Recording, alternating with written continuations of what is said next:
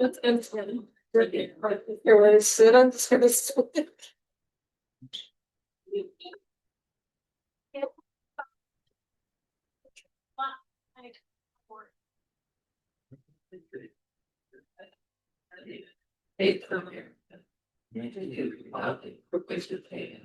One nation. Indivisible, with liberty and justice for all.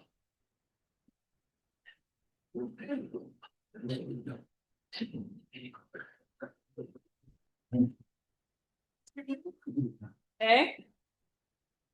Commissioner Bowser here. Commissioner Bueller here. Commissioner Day here. Commissioner Hewitt here. Commissioner Robertson here. Commissioner Shaver here. Commissioner Warren. We'll have approval of minutes March 2nd. Were there any corrections? I have received some. Objections and approval of minutes will be, the minutes will be approved. As presented. Yep. Yep, you got it. Nope. Okay, you're okay. You're like to be a little.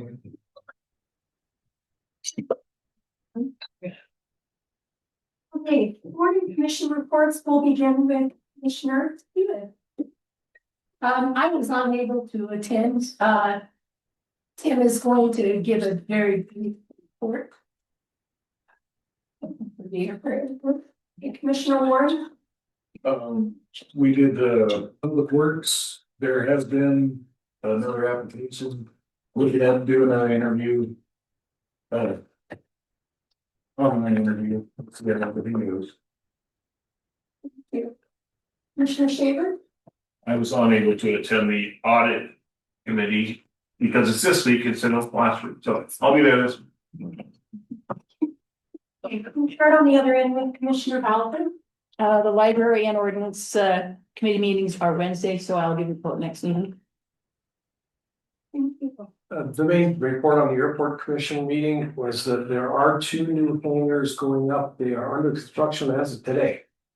So you'll see 2 large hangars going up in the executive hangar area to the east, I guess, northeast. Awesome construction is putting up for the 2 local haulers. And then I would just respond that we were briefed on being prepared for the storm, and the storm cleanup went very, very well here. Attested. Thank you. Thanks. Commissioner Bueller. The Central Montana Foundation will meet next Tuesday, not tomorrow, the 24th. Nothing else to report. Okay, and as far as the Park and Rec Department, we had our meeting last Wednesday. A lot of the information with that will be included in the city manager report. So just in essence of time, we'll let the city manager report on civic center happenings. Alrighty. City manager report, city manager Holmes. Yes, much of the last week has been centered around the storm and storm response. Again, each storm is different. This storm, with it being predicted well in advance, allowed us a much better coordinated response. There was a countywide committee established, and that kept all of us in touch with each other in advance and during the storm. We knew how each other were planning on responding, and also could get a unified message out to our residents, which was nice. Prior to the storm, the various departments were reached out to. They had the staffing they needed. They knew what staffing was available. They could call people in. If people were concerned about getting in for shifts, they could make alternative plans. I know some of the various departments offered up sleeping facilities, picking up staff, things like that. Also, Public Works had additional hours worked over the weekend, and definitely had a more coordinated approach to their plowing this storm event. We do like to learn from each of our events, and so we'll be having a meeting tomorrow, kind of a follow-up of the storm.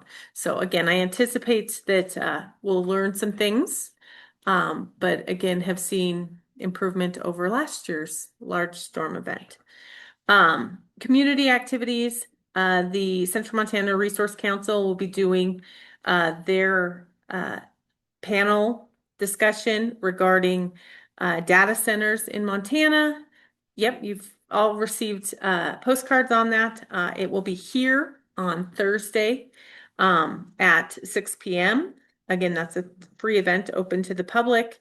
And then that town hall that Chief Jennis touched on, that is Malmstrom Air Force Base discussing the missile upgrades. And that is Tuesday, the 31st, also at 6 p.m. That will be at the high school. The Civic Center, of course, the skating rink is closed for the season. They are in the midst of basketball, Little Eagles basketball. No significant changes on the wastewater permit. We did have the contractor down here and do have substantial completion, but that was just getting a couple of pieces of equipment up and running.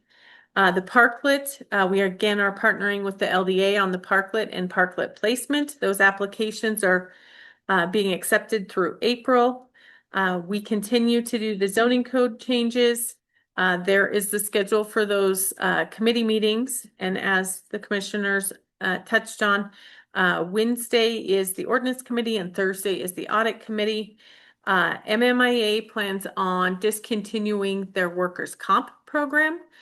We have known this for a long time, and so we'll be in the process of soliciting proposals from insurance companies for workers' comp coverage.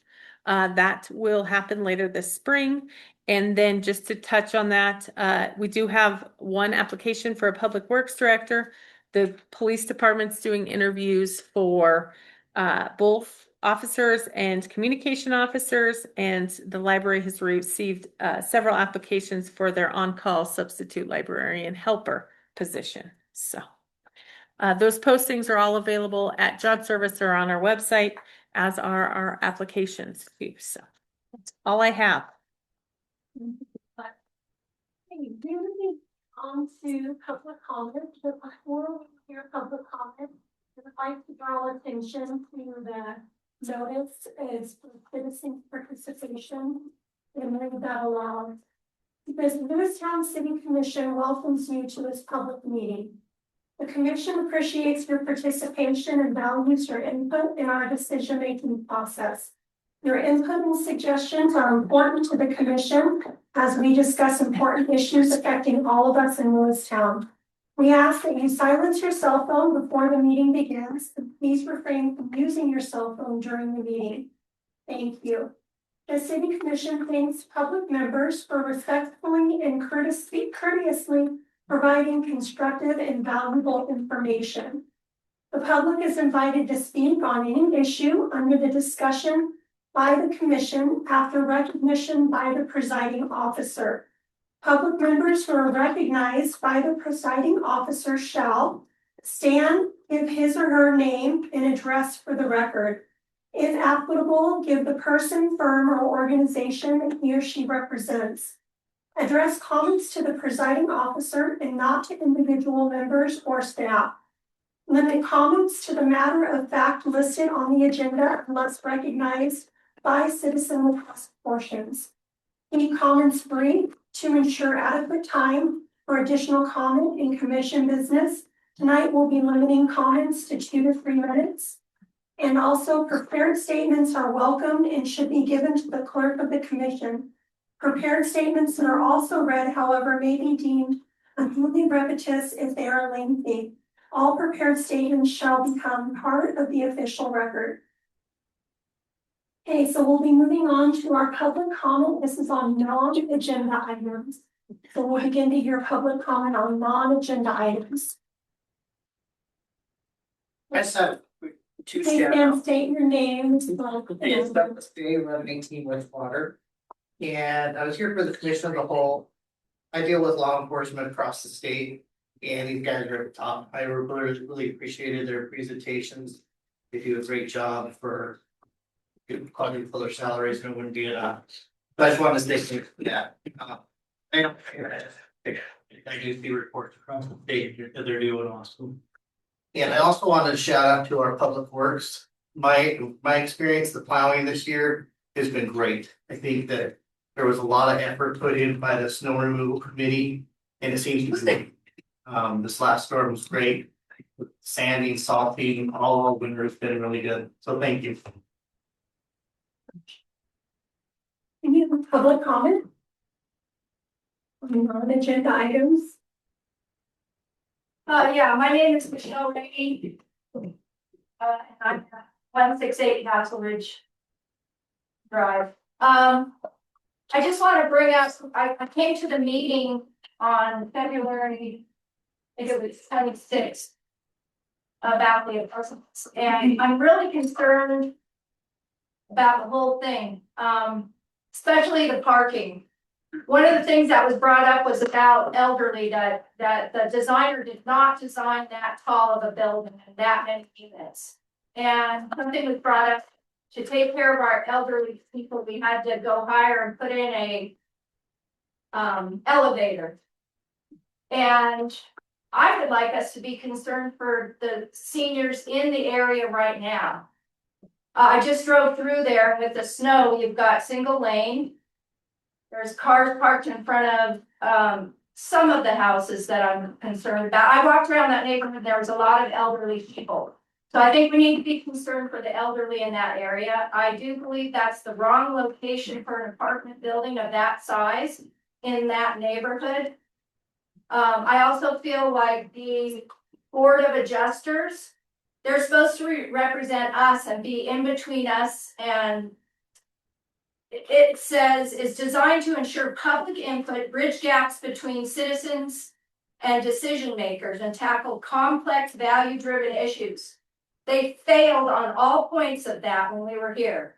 I stayed for the deliberation. They didn't bring up one thing that a citizen brought up. And they looked to their leaders. It was already passed before we got here. It was also the second meeting, but so many of us never heard about a first meeting. And it was the very first time we ever got a look at what they were going to build there. There's just so many things that I could say, but I do work here at the Council on Aging, and I am concerned for our seniors. And now that we're putting trash cans out in the streets, there's even less parking.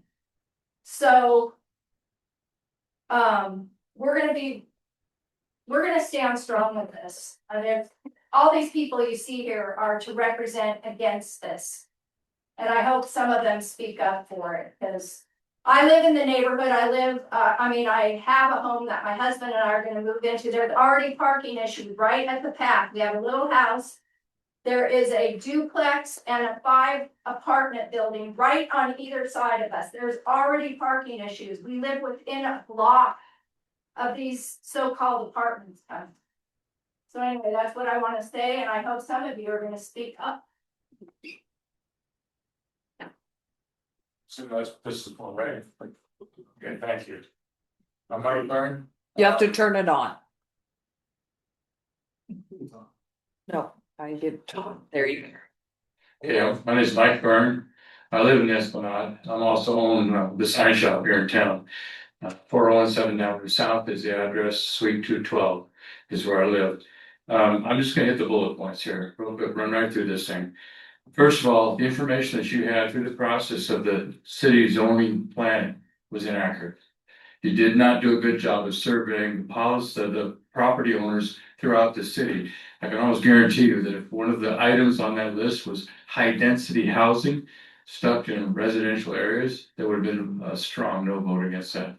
We don't want to be Seattle. We're not looking for that here. There's a lot of places to build it, but not in the places they're putting it. There is no explanation when the question was asked as why a variance was approved to build on a right of way on that block. But yet the Esplanade was not allowed to build on that same right of way with their garages years earlier. Parking, this is just common sense. There's probably 1.5 cars per unit is what will actually show up in that apartment house. That's probably fairly conservative. That means their housing or they have 24 slots. That leaves a little less than 40 cars being dumped on the street at 40 apartments.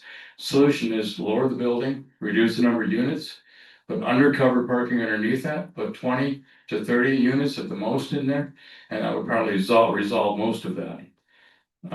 The setback, 10-foot setback, Esplanade was not allowed to build any closer than 20 feet along Water Street. Personally, I was asking for 15 and that was turned down. I just need 5 more feet for my garage, but I had to have a 20-foot setback. And they get a 10-foot setback, and they talk about fairness in variances being offered. That doesn't sound correct to me. Those are the main areas that I want to touch on, so thank you for your time.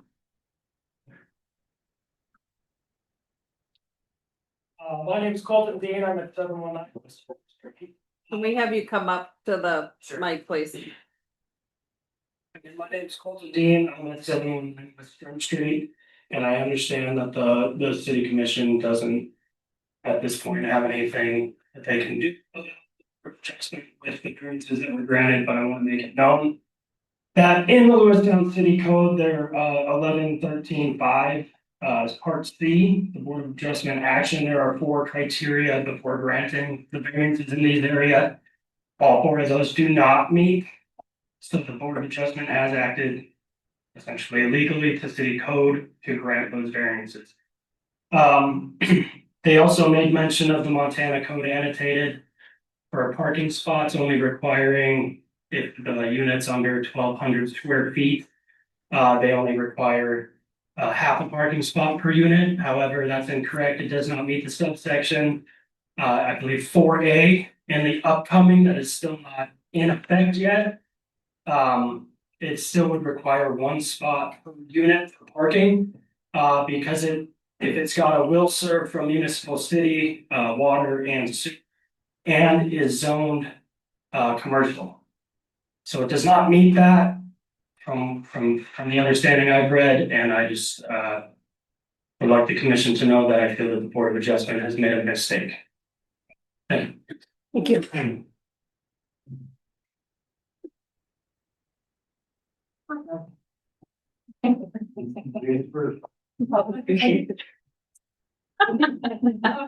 I'm Deanna Stevenson. I own a house at 712 West Water, and I operate a counseling business out of it, which has been really great because there's enough parking for one client for an hour to leave and come back. So I have concerns too about the parking, and where I kind of got stuck, I sat through that meeting too. And where I got stuck was that there needed to be a hardship to grant this variance. So the hardship on parking, what was discussed was there's not enough room. And I guess I don't agree with that because it's an open, empty lot. And I feel like you could develop that however you want, whether that's underground parking or taking it down the floor so there is enough parking. So that's where I feel like that didn't make any sense. I have concerns too. I've got some people that come to see me for their mental health services, and I think that's really important. And if they've got to park 3 blocks away and hike, they don't have access to counseling. And I think that's really unfortunate. I just think we can do better. I think there's room for a 40-plex. I just don't think it's there. I think there's room for something there, and I agree it needs to be developed, but 40 with 24 parking spots, I just don't think it works. And I also feel like we weren't represented at that meeting very well. And I hope, I don't know that you guys have any sway, but I hope it's heard and I hope it goes somewhere. Thanks.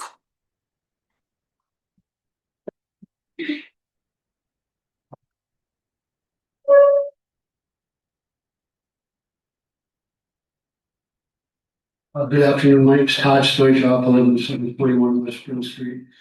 And like most of the folks here, I think we're a little surprised about the common sense that was used in that variance meeting. And I guess we came here tonight as a body that I understand that we're not lawyers, so we don't understand exactly the appeal process we have to do, but I think each and every one of us are going to appeal this, but we need to know. We all have our own reasons. Mine's going to be safety, for instance. My granddaughter was hit a couple years back because of the blind spots in that area. I see children walking back and forth from school every day, and elderly people walking their dogs, and people going a little bit too fast on that road. And it's just a hazard, and that's part of the appeal that I'm going to submit. But it's not in layman's terms, and I guess that's what we need to do is understand what we need to do as individuals from your aspect of it, so we can write up something before the 26th of March, which is the 30 days that we have for the appeal. Thank you.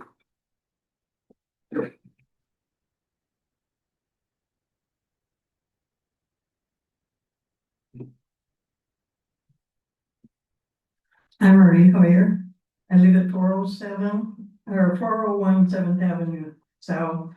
And I am also president of the homeowners association at the Esplanade. Something that has not been brought up with relation to the parking. If you have 40 people living in a 40-unit building, and it comes to be garbage day. Now, for the individual homes, they put their garbage in outside the door, picked up. You cannot have 40 individual people bringing their garbage out and stacking it around the building. I went out and measured our garbage dumpster area at the Esplanade. It measured approximately 14 feet, which included a fence around 3 sides of the dumpster. On the street, no parking, red lines were painted on each side of the 14 feet to allow drive-up parking space for the garbage truck when picking up the bag garbage in this big dumpster. Will a new building locate the service? And also, on the 3 open sides of the proposed building, will there be doors and a sidewalk with an exit onto the street? Both those items are going to take up space. And you're going to need space for the garbage truck. Thank you.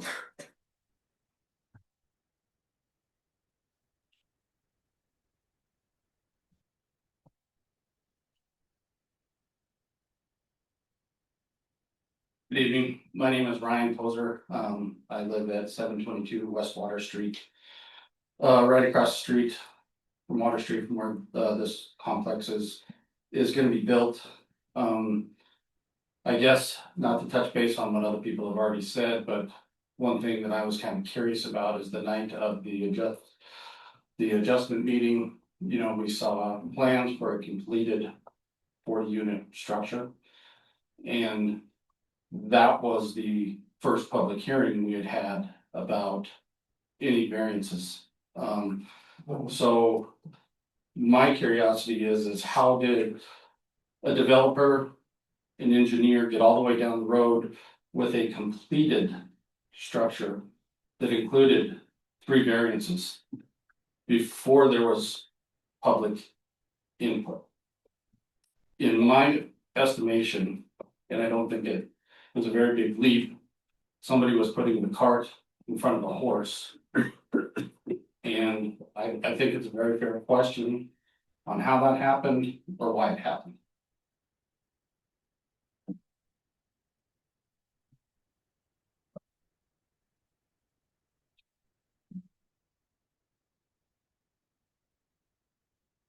Any other public comment? So, my name is Ryan Mann, 509 North Elm. The subject of density was something they relied on a lot during that event. And historically, that's a horrible option for anybody to build denser. I don't think, and it's not that I just don't think it's unrealistic for our growth needs as they're presented now to build these 40-30 apartment units. Because they don't match up with the kind of individuals that seem to be needing housing, which is why I asked the police chief earlier what his if you had a applicant would be looking for. And I have the same problem when I try to hire staff, or when I'm considering you know, asking people to work for me, is they're looking for houses. They're not looking for 1 and 2 bedroom apartments. I also am concerned there's a lack of clarity in why the city encouraged them to build bigger than what they initially had planned. He said it outright. The gentleman who was doing the presentation said that they came in with what, a 28 unit presentation, and the city encouraged him to go to 40. That sounds to me like the city is trying to meet some kind of quota that nobody knows about. Now, I just, that's a hypothesis based off the ignorance, but I would love for my ignorance to be dispelled. Okay, I'd love for clarity as to why we feel that we need to meet the density requirements or the expectations that the state has presented, when we clearly do not have that sort of need for our community. I look around, there's plenty of places to build. There's opportunities to build. Why do we not build? I don't know. That is, and also one other thing, and I'll be done. The design of the building, I feel, was inherently unsafe in essence, in that it had a gabled roof, and you got a 4-story gabled roof. How fast does that ice and snow come off of that roof towards the sidewalk that's beneath it? There's a reason most of the buildings downtown are flat roofs with drain off options, is because that, as we should all know clearly, that can present significant safety hazard to people passing by this. So it does seem like maybe this was a good idea, but it's definitely cart before the horse. And I really don't think that it was presented well when the zone, in using the zoning plan as sort of your basis for your rulings, especially a zoning plan that, while they stated was available, and the planning meetings were available, they didn't have the same kind of, they had the same kind of importance to the community, didn't have the same amount of press, didn't have the same amount of presentation to the community. Would it be too much for the city to put these kind of important things on the front page of the paper when, we got room? Promise you, we got room on the front page, okay? Do it, and people will come and give you credible feedback, not just people that are looking to benefit from building these buildings. So that's all I have to say.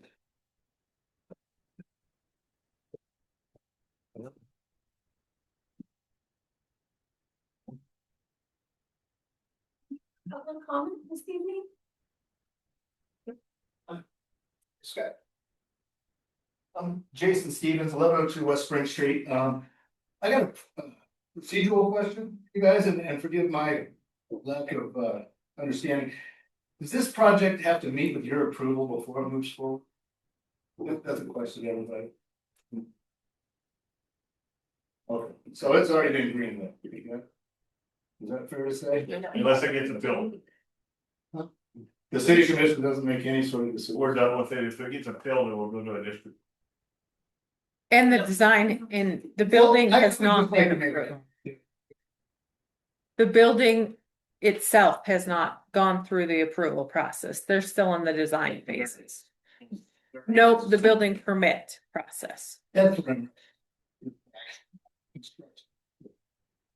You guys approve the.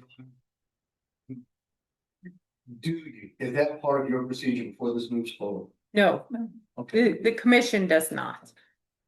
But I would just say this, I think you guys, you have a whole community here that's against this. And you represent this community, and I think you should represent that going forward, you know. I've lived in that neighborhood since it's been 48 years. I was raised there, I bought the house I was raised in, and raised my kids there. This is not a good fit, and people want housing for folks. We do, you know, but you can't just cram something that's not suited. It's clear that it's not suited for that book. Otherwise, you have to have these kind of. That's all I gotta say. Thank you.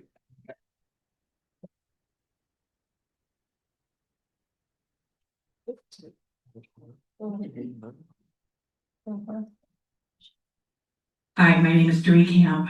I own the house at 316 8th Avenue South, which is kitty corner from the lot that this is proposed to be built on. I want you to know I already have my appeal ready. I will be filing it with you tomorrow. And I'm hoping there's other people here that will do it too.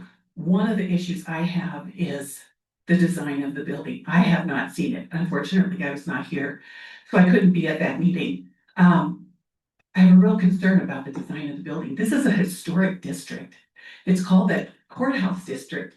My house, and I know Ryan's house, is on the National Historic Registry. We need to keep within the parameters of a historic district. A big apartment building is not within those parameters. Parking is a huge issue. Setbacks are a huge issue, and I will reference all of those in my appeal for you guys. Thank you.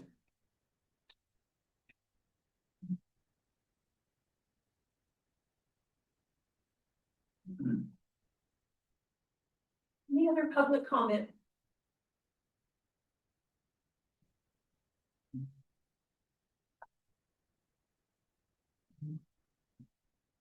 Hi, guys.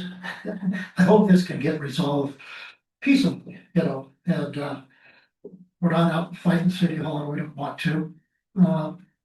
There's a lot of things, there isn't a lot of ill will being caused here if it doesn't work to do something. And I think that if I understand it right, the variance committee can be appealed to, and they can look at these things and see if it is a good idea, you know? There's one other thing that you guys might consider as a city commission and representing our city. You want to infill the city, we understand that. I know of at least 38 apartment spaces that are being built right now. This might be another 30 or 40. Have you done a survey to see how many apartment spaces are needed? It's people who do want houses. And I live in Esplanade, I don't live there, I own an apartment at Esplanade, by the way. So it does affect me, not as much as it does most of these other folks, because they're right across the street from it. And Esplanade does have off-street parking. Something to consider when you're looking at infilling. You want rental houses, that's what people come for. I'm in the rental house business, I know other people are here, they're in the rental house business too. And if it becomes unaffordable to own rental houses because the price goes way down, because it already is, it used to be a lot easier to have a rental house when the prices weren't so high on houses. You have to have a return on your investment because it's a lot of money you gotta put into rental houses and working on paying taxes and all that stuff you gotta do. Well, if you overbuild on apartments and the rentals go down, those rentals are gonna get sold. You're gonna have less housing for people to come and rent houses. I mean, I can see that happening. Just something to consider. Thank you.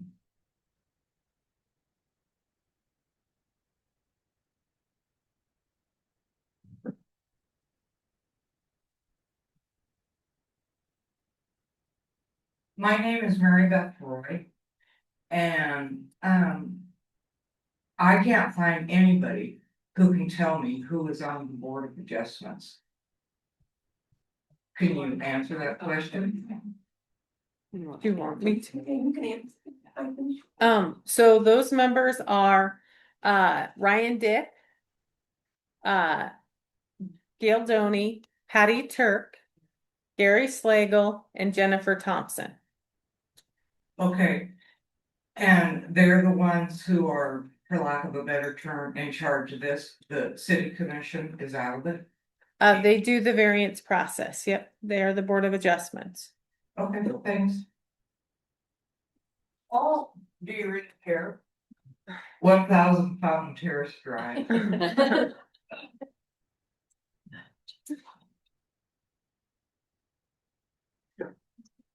Any other public comment this evening on non-agenda items? We thank you so much for your comments tonight.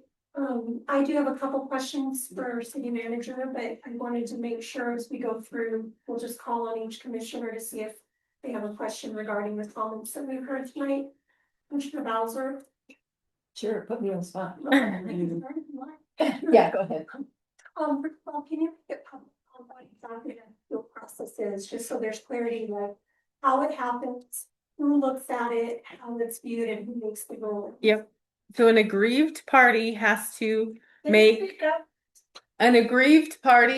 make a petition the board to rehear it, and they need to have a basis of why it needs to be appealed, basically, what they're appealing. So a legal basis for the appeal. That has to occur within a reasonable timeline. The board has established a reasonable timeline of 30 days. So that's where that timeline comes in. The commission has received several letters, and I believe one of those, though I have not reviewed it, would raise to that level of an appeal. So, Wasn't there a petition at the variance meeting? there was a petition presented, not a signed petition. Now we do have a signed petition that has been received since then. How is something elevated to an appeal? I wrote it. At what point is it just a letter to someone that doesn't agree and then it becomes an appeal that's actually the city? So the aggrieved party and what your basis of the appeal is. And so it has to be a legal basis. So really stick to those 4 criteria that the variances are decided upon. First it goes to the Board of Adjustments and they can rehear that. And then that would be the last resort is a district court.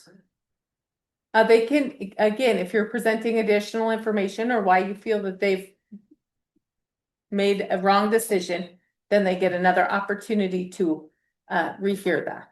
The process for that. So say hypothetically, I wrote a letter, I feel like it has a legal basis for the appeal and wanting to revisit this. Yep. They just read it and then they're like, no, we don't care. Nope, so it's all laid out in that code section and one of you guys quoted it. I know I've sent it out to a bunch of people. But it is, they have that 30-day window to set a meeting and go through that same public hearing formal process. When is the deadline on that? What deadline are you referring to? So the appeals should be received within 30 days of that hearing. So that was, I think that's March 26th. yep, 27th. 27th would probably be because we would give 24 hours from the meeting date, so it'd be the 27th.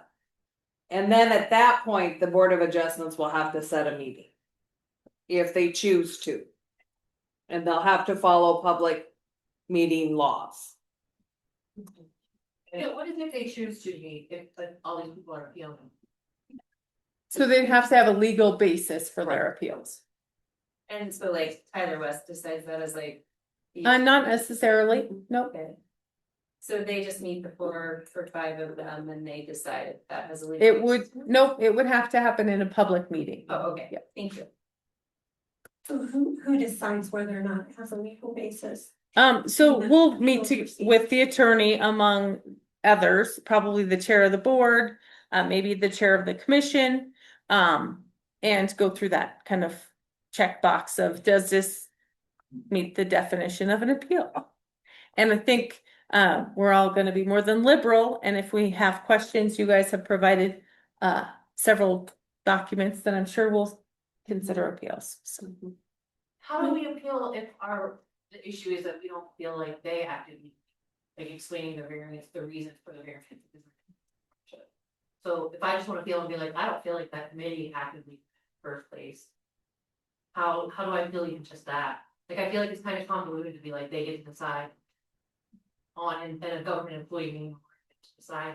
Well, I think just saying you disagree with their understanding of it a hardship or of criteria number 1 on this variance, something like that would be enough of an explanation. So who ratified the plan, the zoning plan, the building plan, so that it would match the existing set of laws? Because it seemed like they developed all of that internally. Then, of course, they said that they had community involvement, but then you're going to ask them to legally make a statement legally about an appeal to something that they developed. And so I'm wondering, like, who ratified the plan?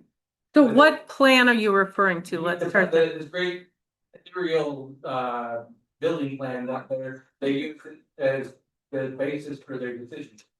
So that's their design, right? So I think maybe if we clarify.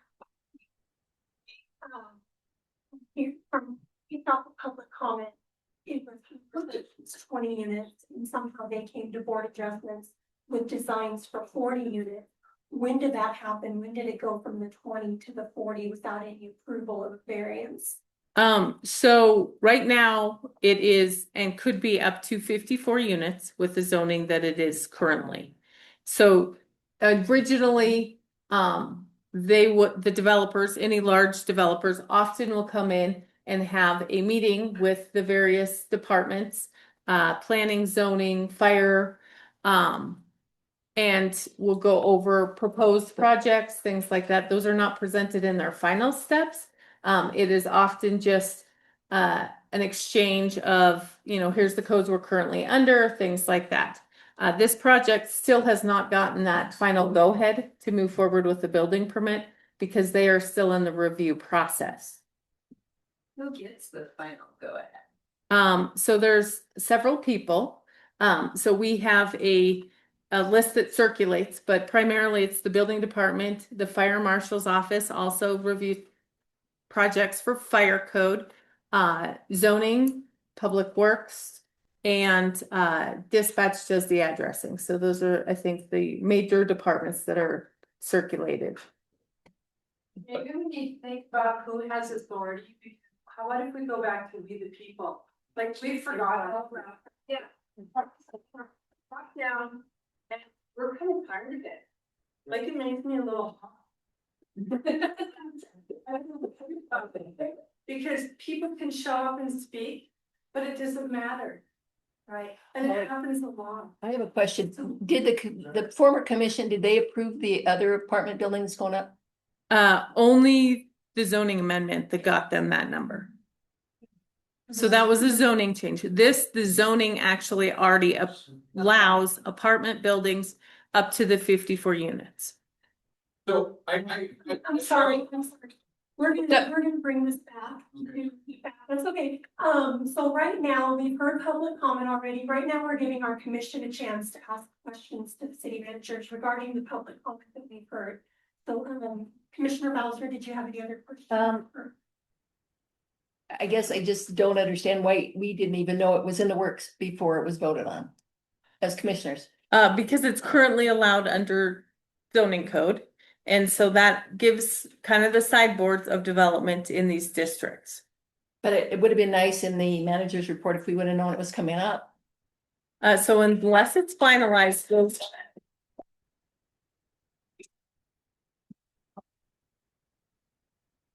Can the commissioners lodge appeal? Yes. Yes. I have 3 questions. They've all been answered. They were all answered this time.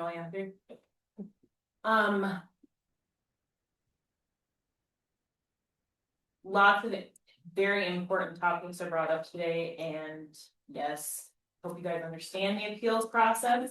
If there's questions, ask to help out. One thing that keeps getting tossed around in our language is the word plan. And there is a land use plan that the commission passed last year that was grounded in population surveys and studies as well as public input.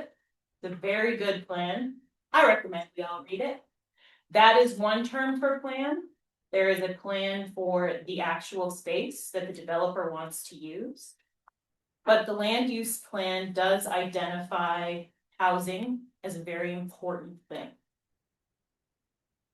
On top of that, it's also very important that people share how that's going to impact their community.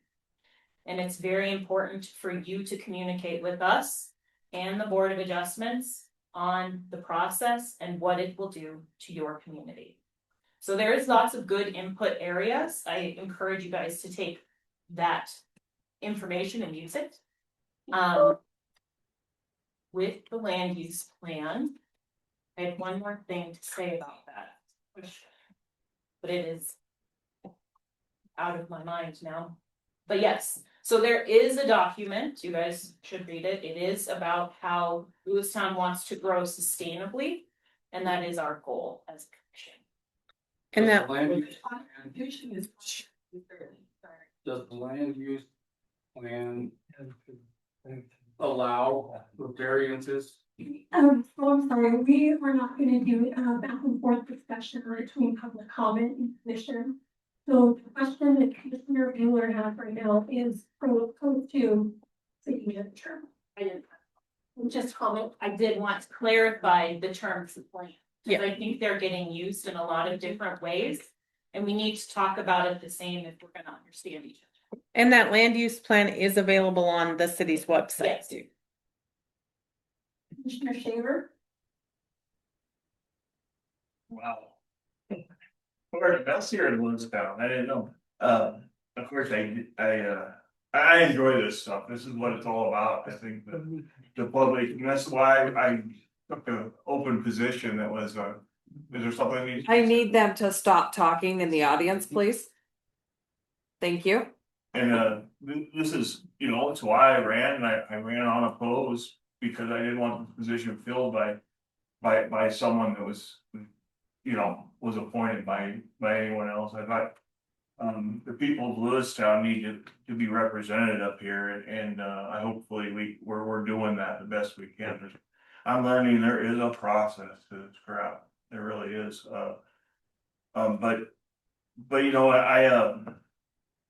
when I think of this, we talk about this plan, my fellow commissioner talked about a plan. A plan is a tool, right? But it's a tool, but it shouldn't be a hammer. Because what happens when you have only one tool, a hammer in your box, everything starts to look like a nail. And you're trying to put that plan in place where it doesn't belong in historical neighborhoods. And in tight spots and stuff. And I appreciate the plan. A lot of work went into it, a lot of money went into it, a lot of effort went into it. I can't speak about what past commissioners did. They're the ones that elected to get into this plan. Lewistown really didn't have to do it. We were on the population threshold, but we opted into it because we want our city to grow sustainable. Everyone's been threatening that Lewistown should grow, and it since I was a baby. Lewistown has been 6,000 people in 1987 when I graduated from high school. It's 6,300 so now. We do a lot of planning for 300 people to come to Lewistown.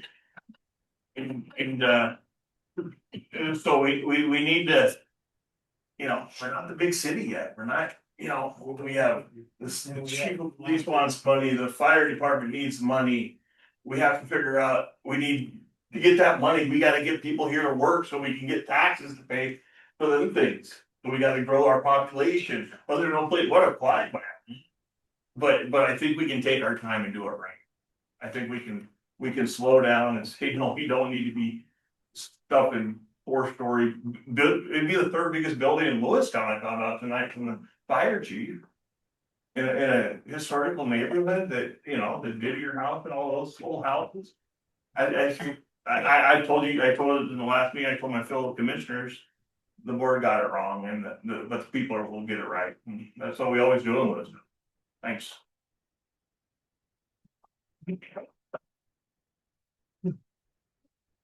manager. I was just gonna clarify, if somebody's having trouble with the appeals, they can go to the city office and you guys. Any of us can help them. Yep. Take care of it. Yep. All right. When are you guys open?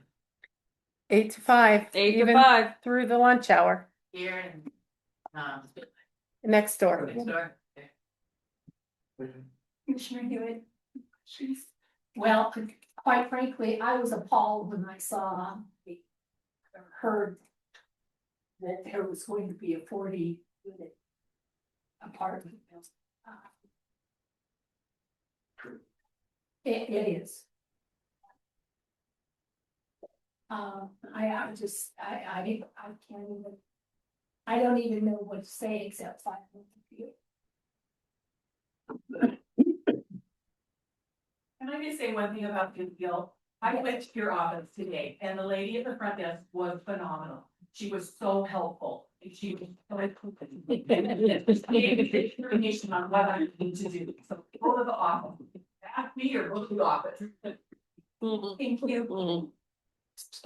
Yes, she does a Great great job. Any other questions for our city manager? Okay, we'll take one more question, so you get to the air. I'm Frank Martin, Lewistown. I reside at the Esplanade.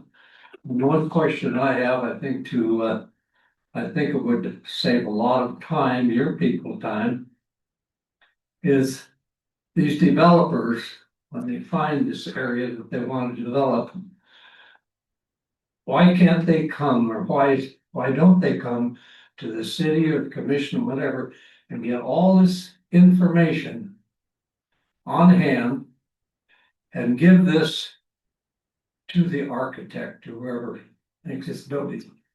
And he can build around that, and then we aren't fighting these variances and that. And he can stay within the codes or whatever on this area to be built on. That's all of them. Thank you. Okay. We're gonna go to Commissioner Bueller for one additional question. Just a clarifying question. Just a clarifying question, I'll use my projecting voice. There is Lewistown City Code, and then there is state code. How do those interact with each other? It depends on the code itself. Some things we locally have the ability to be more restrictive, and there's other ones that we cannot. And so it really is a case by case on what particular code you're referring to. Okay, but there are multiple pressures from city code and state code to work back and forth with each other. Correct. Yep. Okay, thank you. And Commissioner Robertson. Thank you. I'm kind of quiet tonight because I've made a lot of notes and I'm trying to process a lot of different ideas and opinions. I think a few of you called me and you've heard that I agree with you, but there's a process, as you all heard tonight. And so we can't make the process up in this meeting. I want to make it really clear. This commission can't affect this change at this point in time. There is a process to go forward. We can affect other things like future zoning code regulations and restrictions. And so I am really heartened to see you all here. I'm glad you're here. You made a difference. This was an important showing for you all to be here. And you need to make an equal or bigger showing at an appeal meeting if and when it's made. I would be shocked if it's not made. If it isn't made, I believe what I'm hearing is that there is an opportunity potentially to file a lawsuit, get an injunction before that moves forward. But there are some steps in between there to be clear about building design and some other things that need to be ratified. And you've made a very important and clear message to the city. I would encourage you've now gotten a taste, and I don't mean this in a demeaning way, so please don't misunderstand this, but you've gotten a taste of city process. And I'm a citizen just like you, right? Exactly the same as one of you, and live the same way you all do, and with the same set of rules. I've learned a ton in the last couple of years that I've been on this commission. That process can be changed over time. You all can be a part of that process if you choose to do that on sitting on a board of adjustments or sitting on any number of different boards that are out there is one way to do it. In the meantime, make yourselves heard in the newspaper and in the media and show up at that meeting. It does matter to everybody that's involved. I'll be shocked if the Board of Adjustments doesn't have open ears toward your feelings about that. And then I want to address a couple kind of specific things. We live in a free country where people have the right to develop their property, and you all can put a shed on your property, the color you want to put a shed on your property.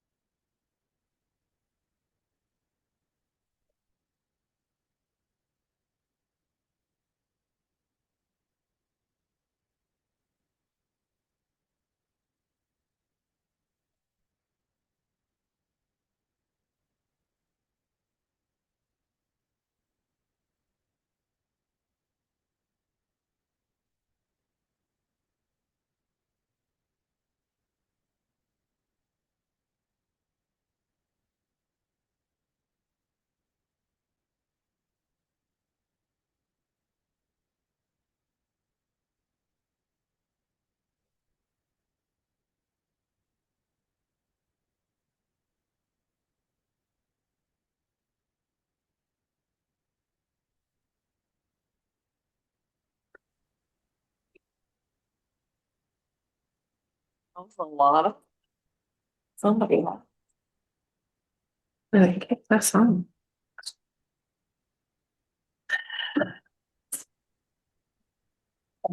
Moving on to our regular agenda for the evening, we have item number 1, discussion and action on a request from Jeremy Grant, PJG Motorsports for parking variance to the current parking regulations. City Manager Holmfeld.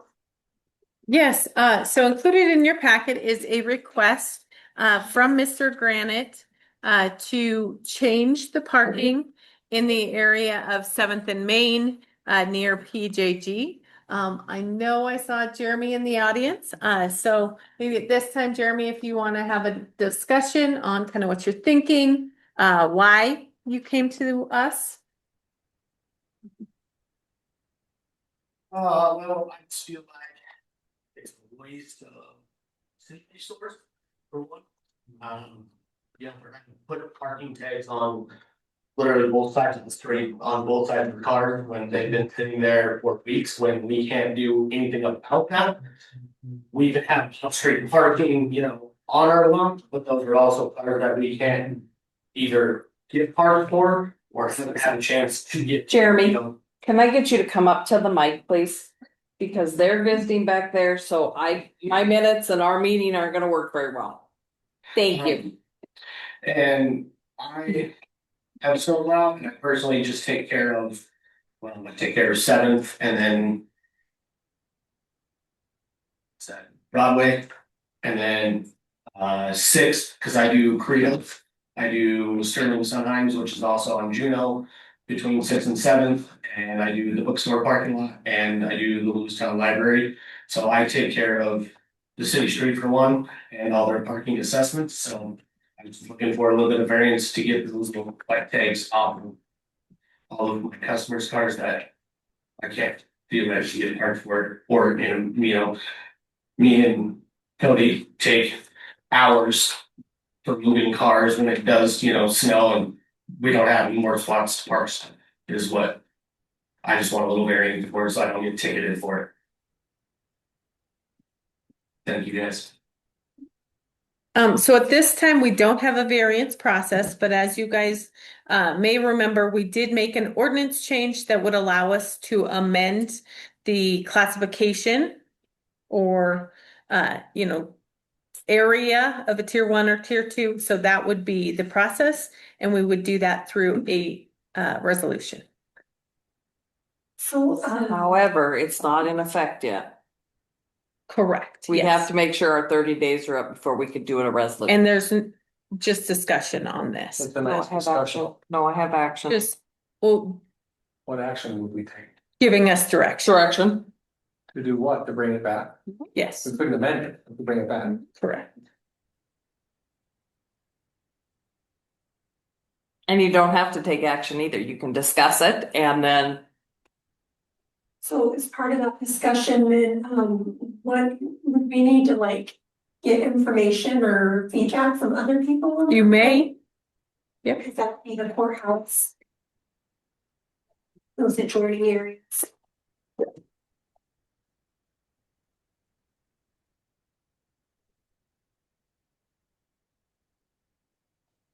Any questions from the commission? So the request is to change the current parking, which is Tier 2. tier 2, but that's with snow removal. So we're talking just with snow removal or? Correct. Okay. From tier 2 to 5-day. On 7. So to remove it from tier 2 altogether. So the 5-day is a standard law Yeah. throughout the city. And tier 2 is parking on odd and even sides of the street. Correct. Okay. So we just had a huge snow event. And right now there's a big old berm Mhm. down 7th. So what does that look like? What would be the what would be the consequence of doing something? like that? We have received several complaints, from other people along Seventh Avenue, regarding parking and parking enforcement in this area. We also have had a city-owned plow hit a vehicle that I believe may have been at the shop for repairs, but a vehicle right there, causing damage that we were liable to repair. So parking through that area definitely affects snow removal. Other people have noticed this and are also concerned that if they have to follow the tier 2 parking, why is it not consistently applied? I've also gotten complaints personally. Would it be something that we could do to allow him to clear that area? So he's liable for his own vehicles and as long as he has it cleared? Is that something that we could look at? Well, the city owns the street. Right. The public. The Yep. public, I should say, not the Mhm. city. So it is public property. The road and the parking spots.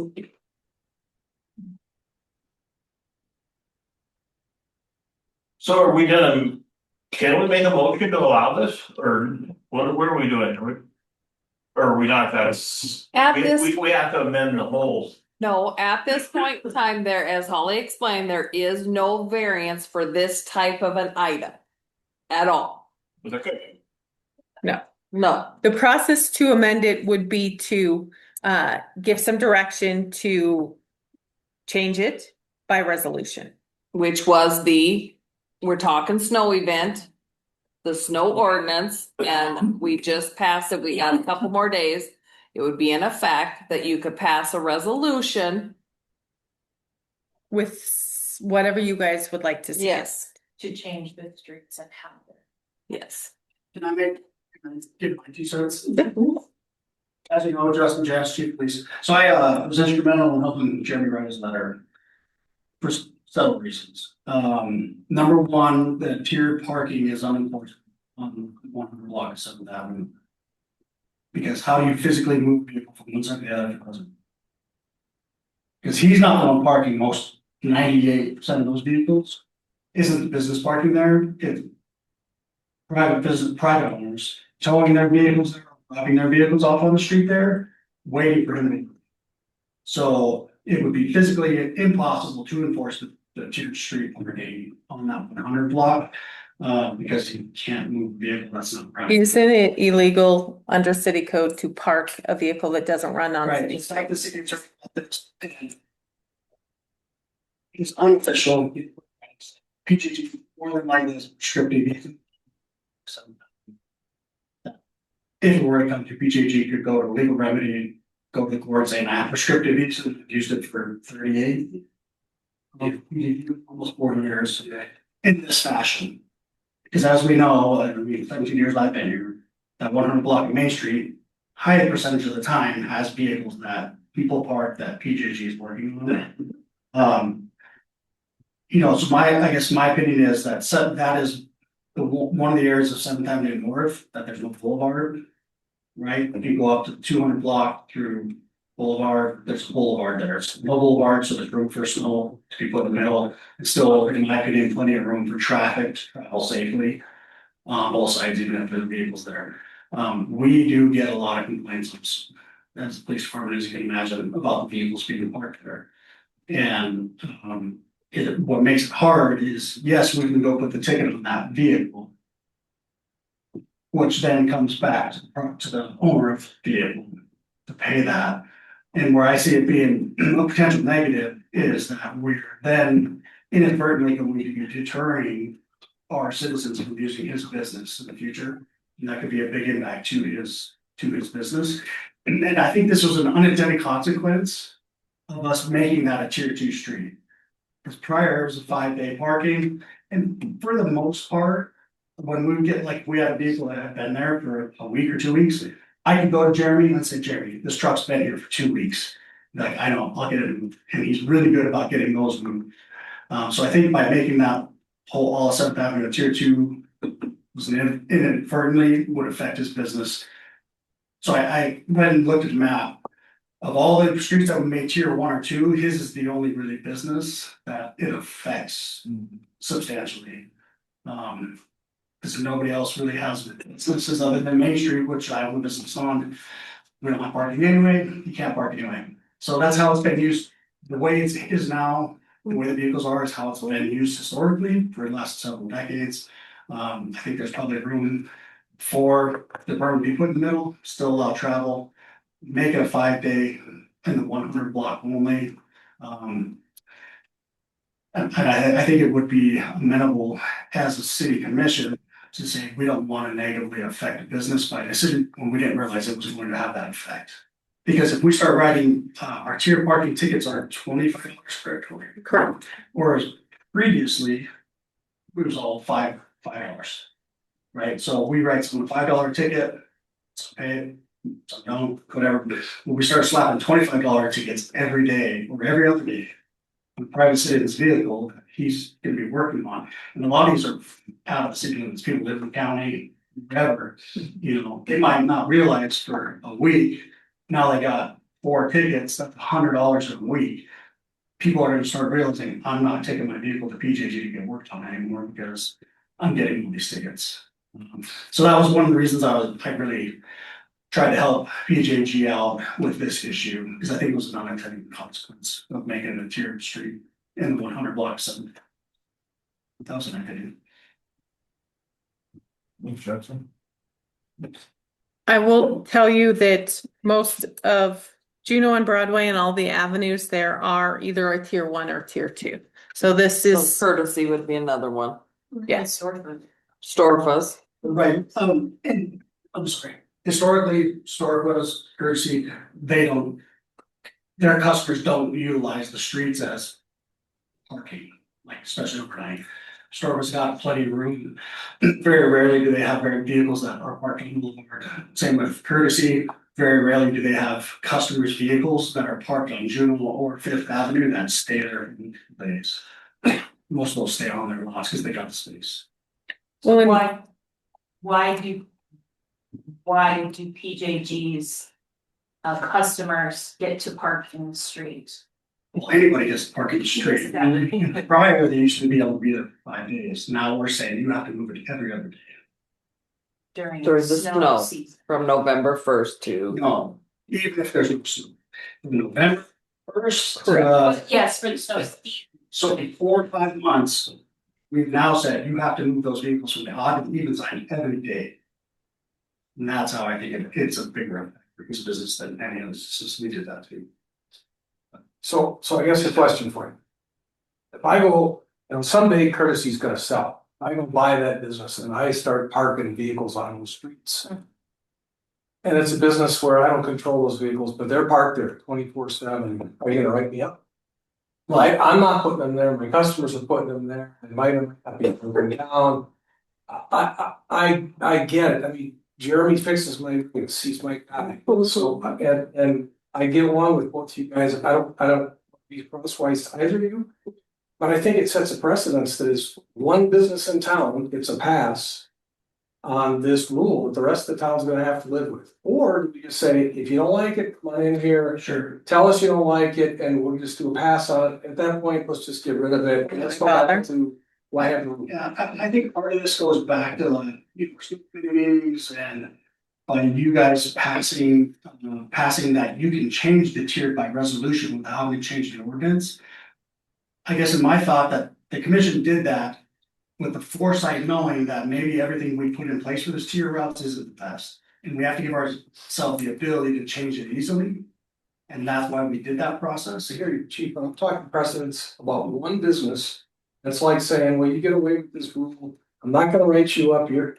You get a pass on this one. Everybody else, they're gonna get a ticket. But these guys aren't.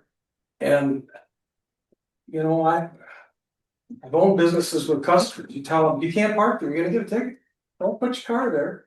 If you have it towed in, tell towing companies, there are only a handful of them, don't put cars on that street, you're gonna get a ticket. It's dead. Put it in my other lot over here, and it'll be over there for you. I get that. But I'm just trying to understand the one business in town that gets a pass that sets precedence that we're gonna basically just have a line of people saying, okay, I want to pass. How about my neighborhood? Can I have a pass? Cars dead on my street. Can I just have a pass? I collect cars and they're dead. Can I just have a pass on that? Where do you draw the line then? I guess for. And I don't buy the prescriptive even one bit. I'm sorry. I think that's BS.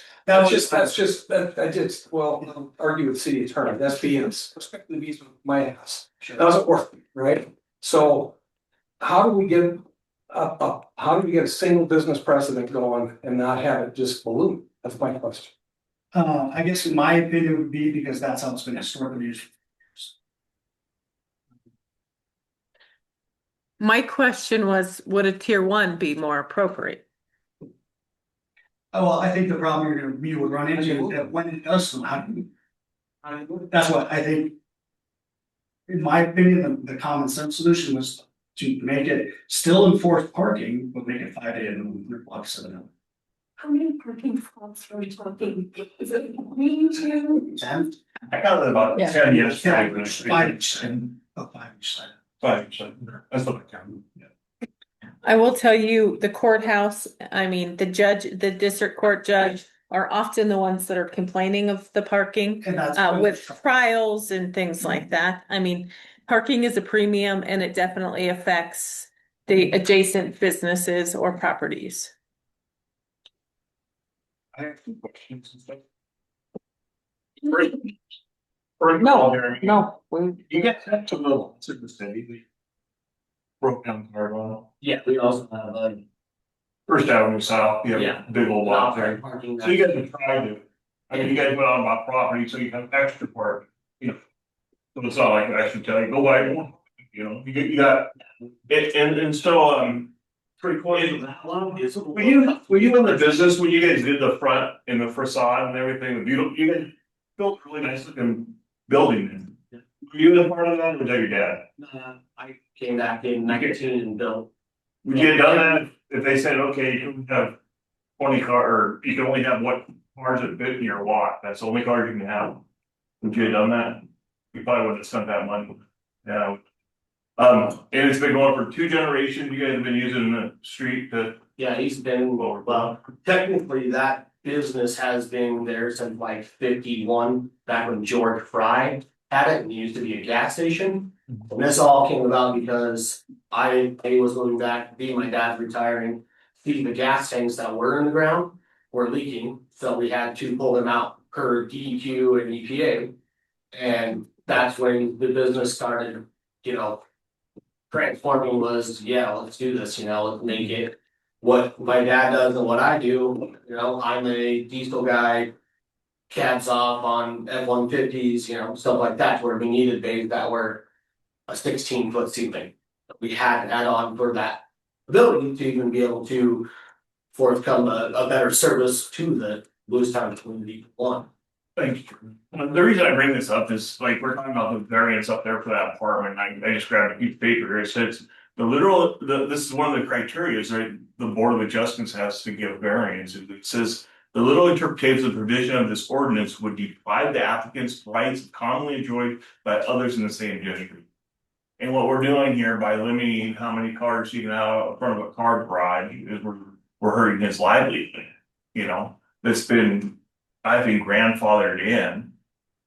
And so I pleaded, it's kind of funny, I drive by on the weekends, I drive by all these little things and little projects that we're gonna talk about tonight. And yesterday I drove by, we have a sheriff's department vehicle out front there. Stevenson Egg Ranch, I see how they have a vehicle in there. County is usually Yeah, just showed up. He has a whole county depending on him to park there. And I think the city, I think it's also something that when you start to make laws that don't need to be made, this is what happened. You people's freedoms. I will tell you that as part of that development process, they had, again, commercial businesses have to have off-street parking requirements too. So that would have been looked at that time as well. So again, I didn't pull the building permit. If we want more information and further discussion, that's definitely something we can do. But there are those off-street parking requirements for all businesses within our community. I know that we have a comment from the. Yeah, I'm confused as to when does 40 years of the same actions not actually become like a standard rule of action? They say they don't allow, they tell people not to park there, but 40 years people have been parking them.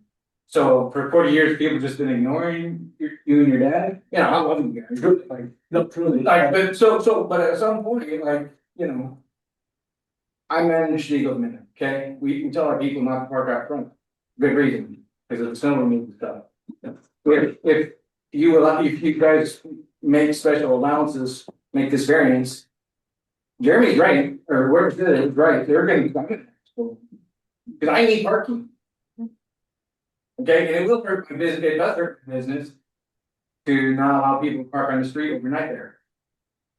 But once again, I'm just confused as to where this 40 years all of a sudden become, we can't control it. Like, we don't know, like, we need a variance because we can't control it, but we've been doing it for 40 years. Just a quick question, is it my understanding that even if it's not snowing, you have to move during the season? That's so cool. It does help with street cleaning as well as snow removal. There's other maintenance issues in addition to, Right. I can't do motions. We don't need a motion, So do we want this discussion tabled or more discussion or? direction. Do we have to make, No, we don't, we can just let it die? Yep. I can make a motion to look at making a variance there for the first walk to 700. Like it was written by Jeremy or one. All said in this. Okay, we have a motion from Commissioner Shaver and then from Commissioner Warren. Any other questions or comments? Yes, we have questions. Go ahead. So is that a resolution to remove this from the tiered snow route? No, it's a way to look at a variance on what we can do. You don't want a resolution. We can't. It would be can't. too drafted. It would just be bringing a. But we we're need gonna the bring language. Language will bring something back. So we don't know what it'd be. We need to talk to the attorney. Too. No, they need to provide some information as to what they would like to see in that document.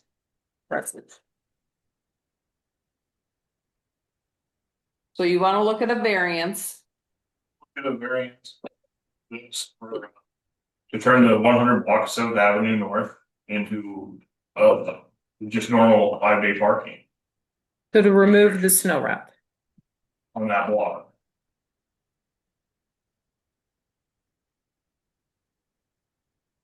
Right, and that's what the chief of police would be able to say to them. In my opinion. Thanks. Is that still seconded by Commissioner Warren? Okay. Okay, any other questions from the commission? I have a few, but I'll turn it over to you guys first. Commissioner. Just confirmation that that is a motion to research at this point. It would be to draft a resolution, bringing that back. Commissioner Hewitt, Yes. any questions? No? Okay, just want to make sure everyone has a chance to speak. I'm also a big fan of PJG for many reasons, but I am a little reluctant to make a decision without hearing from other people on that law. I feel that when we have these variances and everything, just had this big public comment tonight about how they weren't told, they weren't informed. People, it wasn't brought to their attention, and so I think in all fairness of the people that should be something that we should weigh in on. So you can see where I'm leaning to vote on this. As much as I do want that variance and that to happen, I want it to be done the correct way. With the right way to go. So I would be in favor of tabling this issue for more discussion, but there's a motion on the table, so we need to go with that. So no, you can make an amendment. Someone can amend the motion and then we'd have to vote on the amendment and then take it back to the motion. But if nobody wants to do that, we can vote on this motion. But again, it's just to research and draft. Should now come back. Correct. Yep. We're looking for a win-win way. Yep.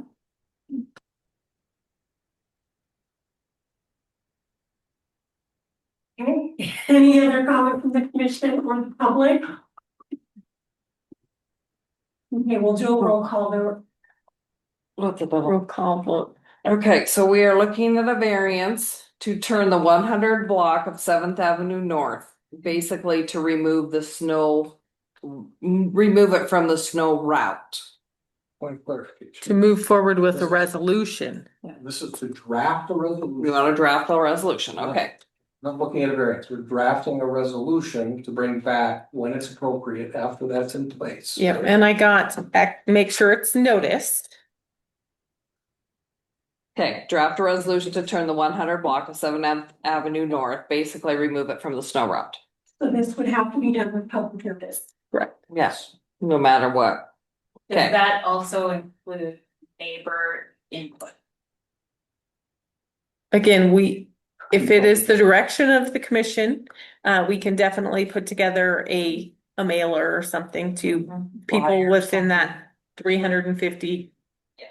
On other conditional use permits, we get that kind of information. Okay.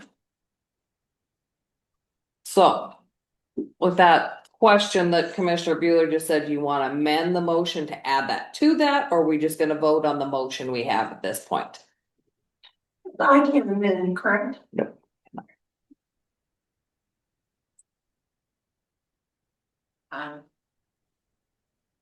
We're just gonna vote? No. Yeah.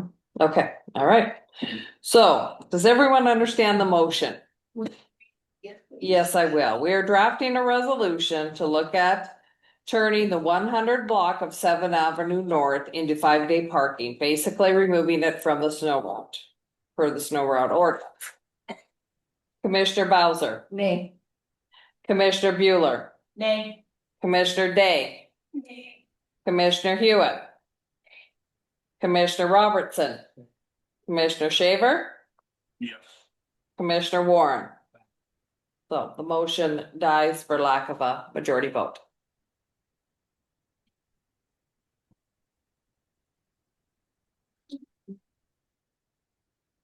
All right, moving on to item number 2, it's discussion and action on approved resolution 4220. Resolution approving the application from Brandon Sandu for TIF fund made to the Lewistown Tax Increment Financing District Board. City Manager Holly Fox. Yes, so included in your packet was a resolution approving TIF funds for Brandon Sandow. He is working on purchasing the property at 414 First Avenue South and came to the TIF committee to ask for a grant for up to $20,000 to be used for utility upgrades, facade improvements, and signage at this location. He intends on constructing a laundromat at this.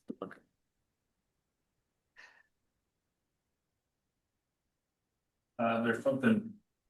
That's here, the application he's asking for building address is 414 First Avenue North. On the resolution, it's First Avenue South.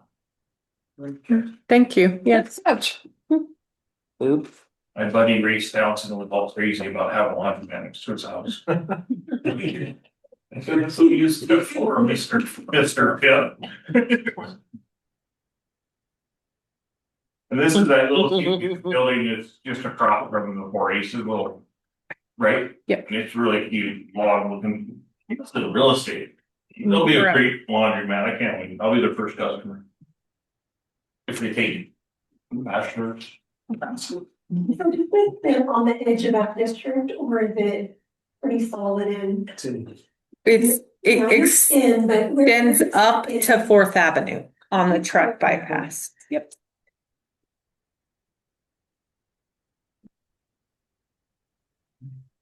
We have a motion. I make a motion to approve the application from Brandon Sandow for the TIF funds.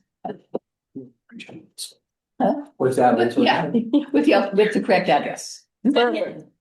Okay, we have a motion from Commissioner Bowser and a second from Commissioner Brenner. Okay, any other comments or questions from the commission?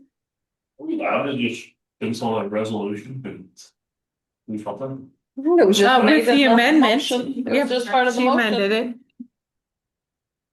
I just, I'm on TIF board and this report back, and both of these was really straightforward, great projects, which for the community, great use of TIF funds. Any other questions or comments from the public? Okay, let's do a roll call vote. Okay, we are approving resolution number 4220. A resolution approving an application from Brandon Sandow for TIF funds made to the Lewistown Tax Increment Advisory Committee with the correct address being 414 First Avenue North. Commissioner Bowser. Aye. Commissioner Bueller. Aye. Commissioner Day. Commissioner Hewitt. Commissioner Robertson. Aye. Commissioner Shaver. Commissioner Warren. Thank you. Item number 3 is discussion and action on approving resolution number 4221. A resolution approving an application from Noble Mansion LLC for TIF funds made to the Lewistown Tax Increment Financing District Board. City Manager. Yes, so at the last TIF committee meeting, they also had an application from the Yogo Mansion LLC for improvements at the property located at 316 3rd Avenue North. This is commonly referred to as the Waite House. It's a big blue apartment previously. This would be for facade improvements and concrete work. They are undertaking a large historic renovation of that property. So, again, the grant funds that were recommended being awarded were up to $20,000. So this is the owners of Yogo purchased this property many years ago.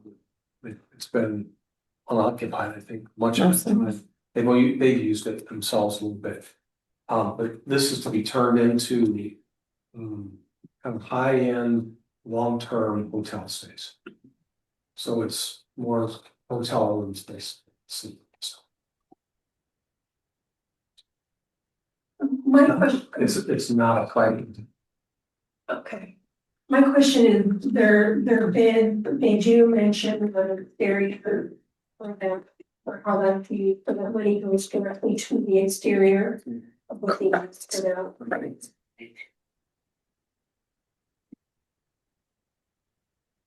And their project is far larger. It's something, well, the TIF projects don't have to just be exterior.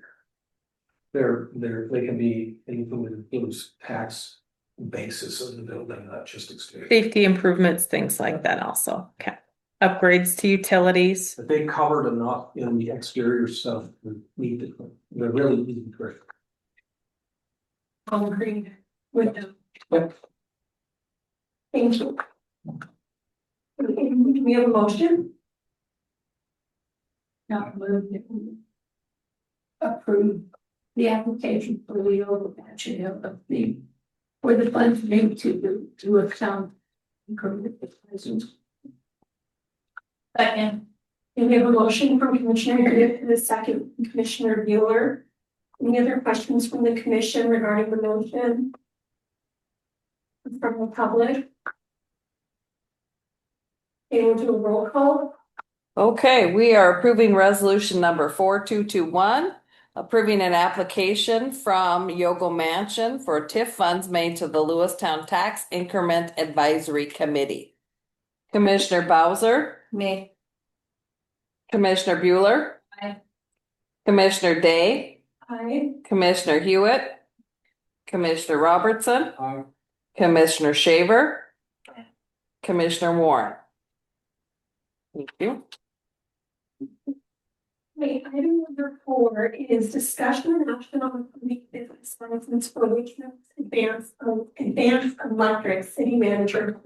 Yes, so Advanced Electric recently sold. This is the business license for the new buyer. And as we all remember, plumbing, electrical, and mechanical contractors come back to you guys for approval. And think of past Commissioner Stika, what we did. Yes. Yes.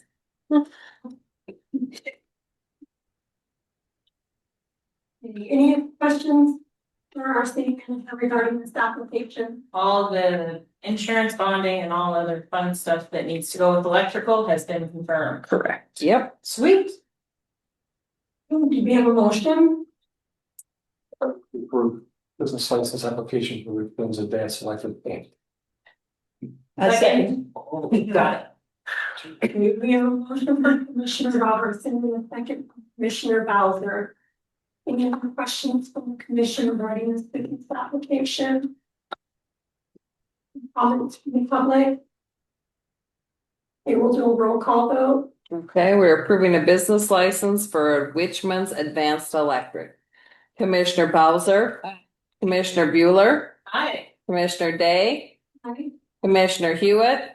Commissioner Robertson. Commissioner Shaver. Commissioner Warren. Thank you.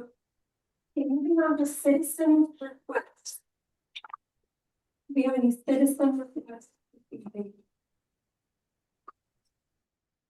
we'll begin with our commissioners minutes. Volunteers. Let's start with Commissioner Bueller. Me?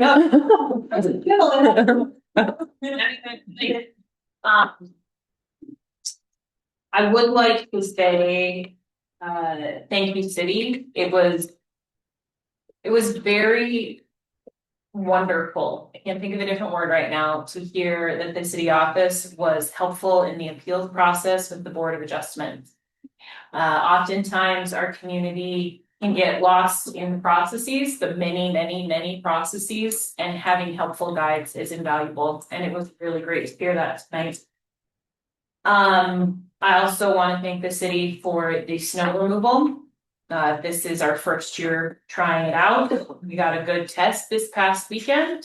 Lots of things to dig into, to keep growing on, but I think we're moving in a great direction there.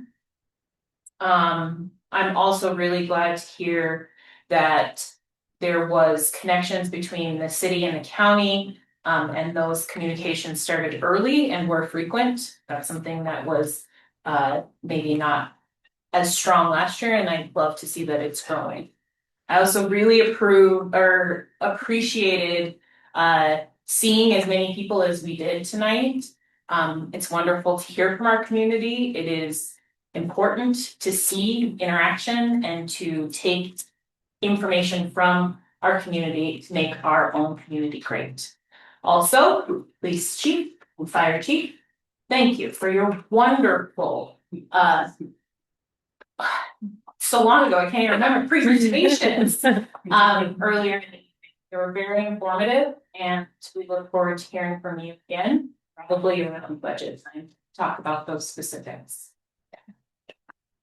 Thank you. Danny out. Commissioner Robertson. I'm gonna sound like a broken record here a little bit. I'll start by thanking the police department, fire department, both representatives for being here, and I saw you had staff, please pass it on. We appreciate them being here. You guys do a great job. I feel safe, and I feel like we have fire protection, and you guys just do a marvelous job with the budget we have. We'll try to get you some more money for more officers and more equipment.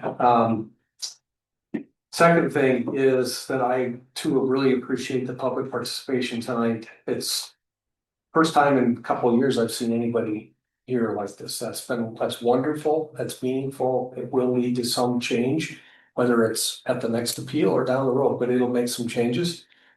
I wish we had something more to do. I think if it was up to us tonight, I think you would have had a rousing appeal. That's the sense I get.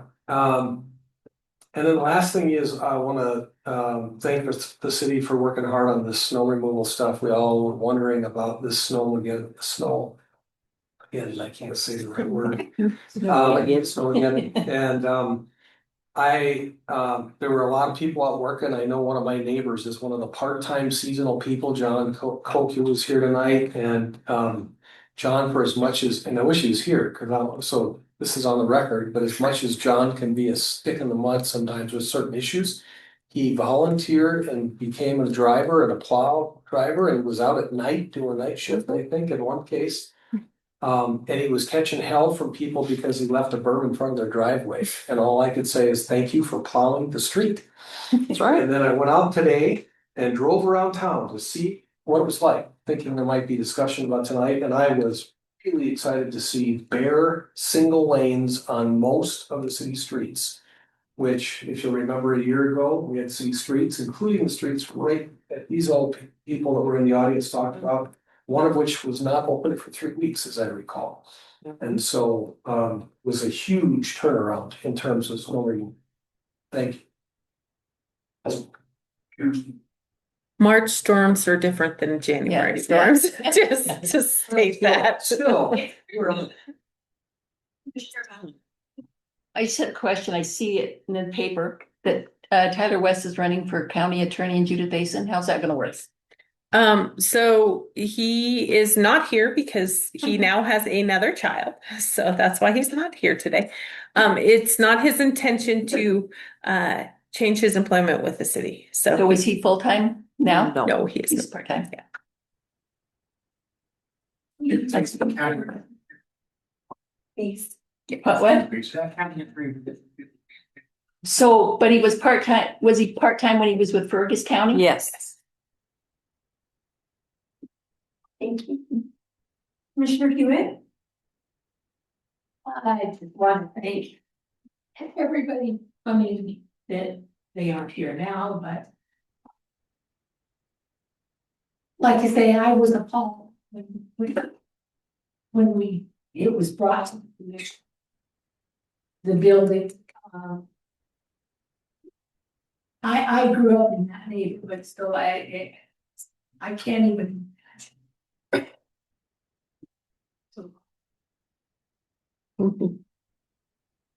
And I want to thank the police chief and the fire chief for coming tonight.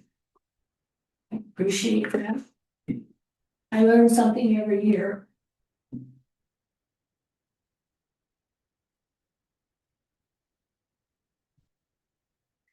Thank you, Commissioner Warren.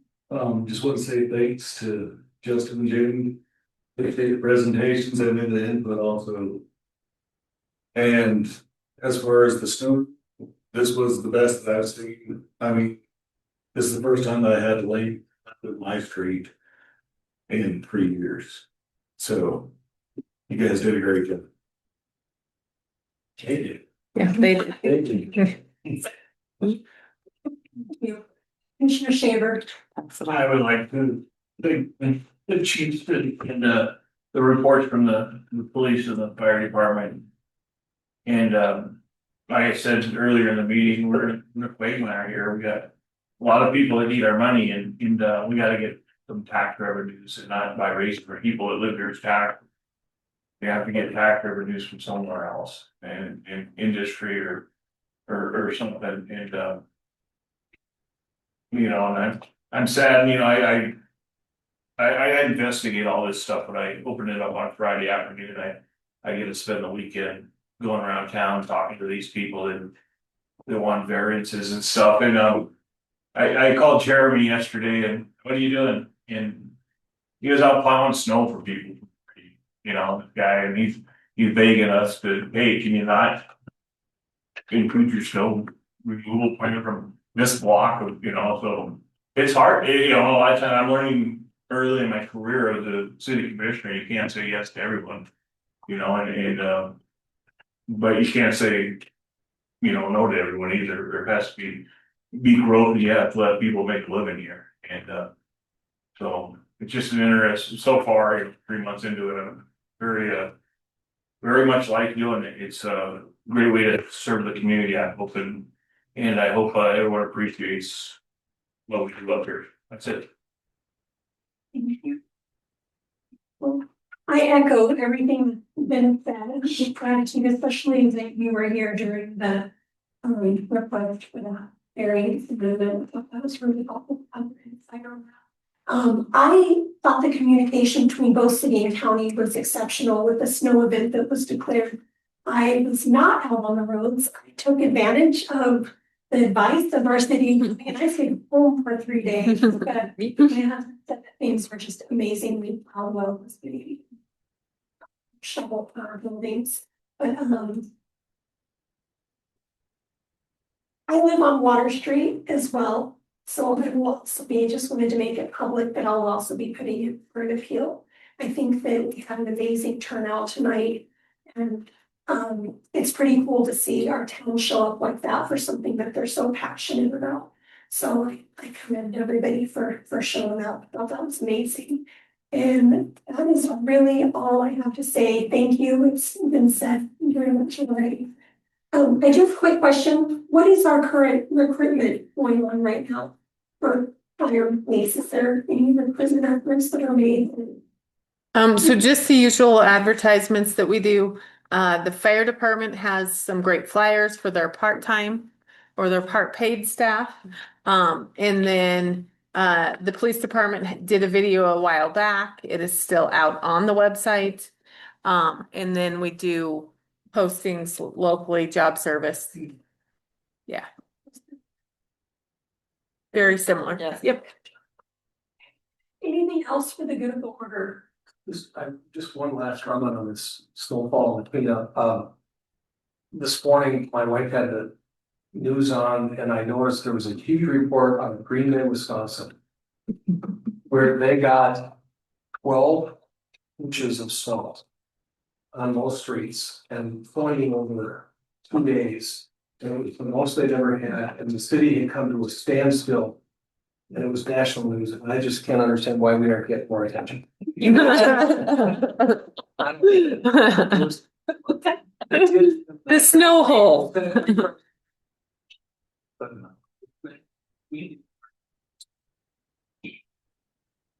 Thanks for being.